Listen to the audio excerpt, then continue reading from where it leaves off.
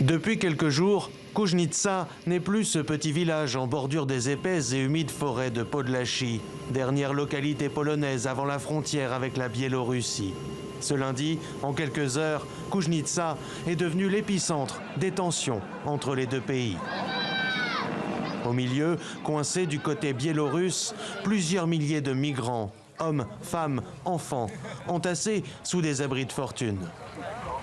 Nous n'avons pas d'eau, pas de nourriture, ni de sac de couchage. Combien de temps allons-nous attendre?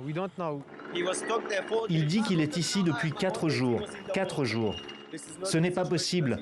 Comme vous pouvez le voir, presque tout le monde est en train de mourir de froid, de faim, de tout. Dans ces conditions, l'attente pour certains migrants devient insoutenable. À plusieurs reprises, des dizaines d'entre eux ont voulu forcer le passage. Nous allons en Allemagne. L'Allemagne, c'est la vie, pas la Pologne.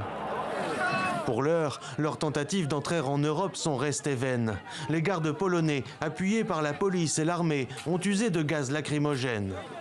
Venu visiter les quelques 10 000 soldats envoyés par Varsovie dans la zone, le Premier ministre dénonce une machination de Minsk.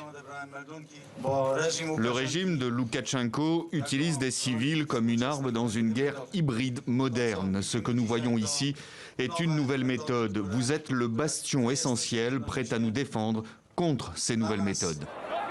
Des soldats biélorusses forçant les migrants à avancer, des hommes de Minsk infiltrés, fournissant les moyens nécessaires à ce coup de force.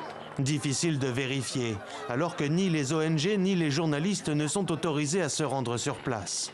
Ce qui est certain, c'est que la volonté du dirigeant biélorusse de déstabiliser la région a pris une nouvelle dimension. Ce mardi, le régime d'Alexandre Loukachenko a mis en garde la Pologne contre toute provocation à la frontière entre les deux pays.